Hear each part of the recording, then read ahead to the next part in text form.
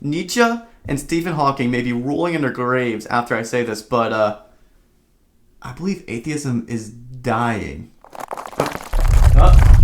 Yep, there they go rolling.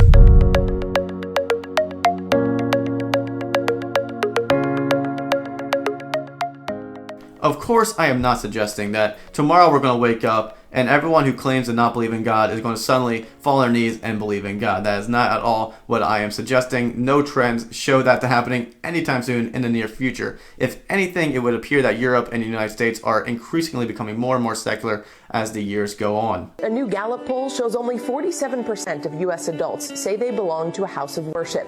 It's the first time religious membership has dropped below 50% since Gallup started tracking this metric more than 80 years ago. However, for those of you who don't know, birth is a very important aspect to survival. I happen to have two very loving parents who decided to get pregnant and give birth to me, and here I am today, and by what I can best tell, pretty much everyone else I talk to has that same experience. I think the only exception really in history is Jesus. Overall, it's just important for heterosexual couples to come together, get married, consummate, give birth to children, and raise the next generation. This is how survival works. This is how species continue to move on. As a rule of thumb, you can't just give birth to one child here and there. A population, a species, needs to give birth to at least 2 children for every 2 parents. This is called replacement. This is the replacement birth rate, 2 children for every 2 parents, because as the logic goes, you have 2 parents who are going to die, and before they die, if they want to replace themselves, they need to have 2 children who at least survive long enough to have 2 children of their own, and so forth. And obviously you want to have more than 2 children if you actually want to increase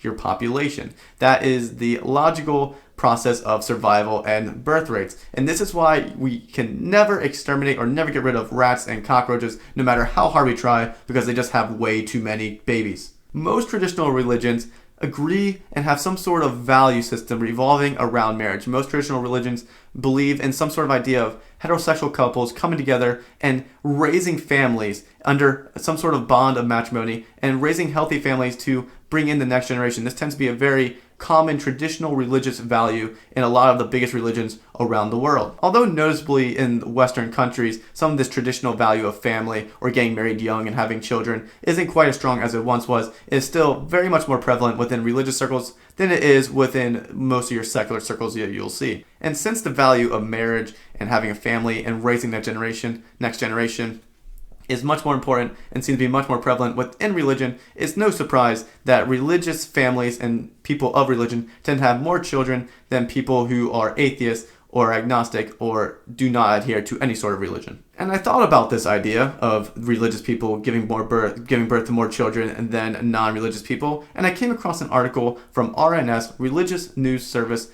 that basically gave actual numbers to the birthing rates as far as religion goes. One of the important graphs that they showed was evangelicals, traditional Christian evangelicals within the United States versus people who claim to be non-religious, people who claim that they had no affiliation with any sort of religion. They would claim to be atheist, agnostic, something along those lines. And they compared the trends of birth rates between evangelicals and secular people or non-religious people from the 1970s till current day, till 2000s here. And there is an astonishing difference between the two.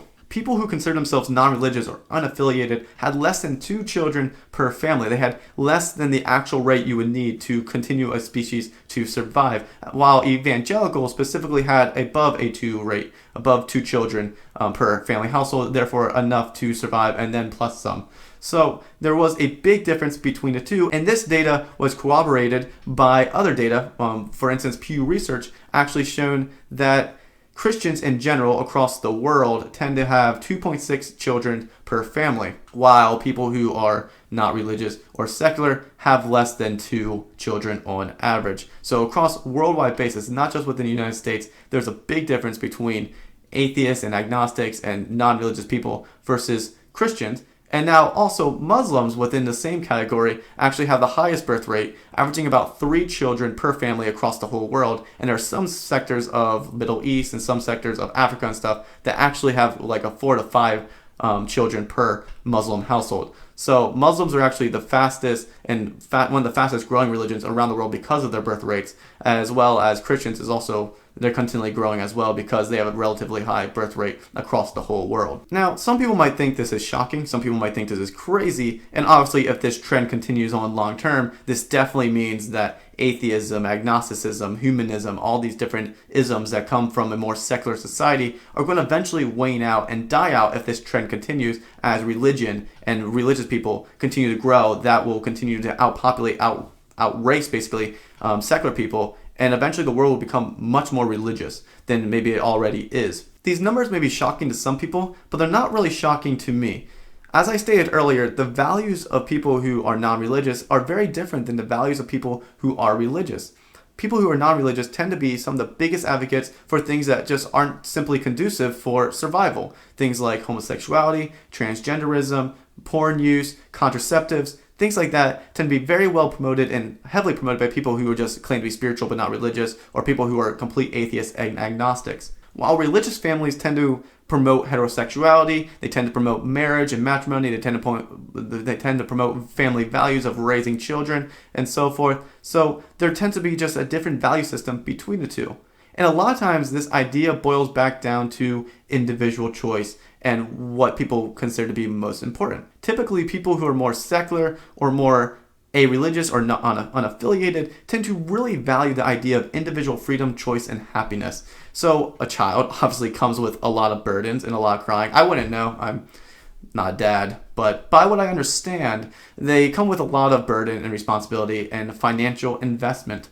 And if someone's goal is their own individual choice, happiness, and freedom, they might push off having children until they're ready, quote unquote, which may be later in life, if never. However, religious people tend to value, to a certain extent, individual freedom and choice, but very much less. They tend to actually promote guidance. So they'll say God is greater than my individual choice and freedom. They'll say church or mosque or some sort of leadership or some sort of organization has more say in my life than my own individual choice and freedom. And therefore, if a religion promotes some sort of practice that is family oriented and conducive for survival, they will say, maybe I don't want to get married yet, but for the sake of what I believe, I'm going to get married. Or maybe they say, well, maybe children are a burden or they are an investment, but they're also a blessing from God, and I can better serve God and my people and my community if I raise a proper family. So there is much more incentive for people to give birth, to have children, and to create families within a religious circle, because individual choice and freedom doesn't tend to be as important to them as it may be to secular people. At the end of the day, even though Nietzsche and Stephen Hawking are probably still rolling in their graves, wait, let me check. Yeah, I think they're still rolling. Even though they may be still rolling in their graves, this is not prescriptive. This is simply descriptive. I am just simply looking at the numbers, and in the long run, if these trends sort of continue, we shouldn't be surprised if we see a more religious world and a less secular world, even though it seems in the West that things are becoming more secular. This trend will eventually change if birth rates and family values don't change. At any moment, priorities can change for either group.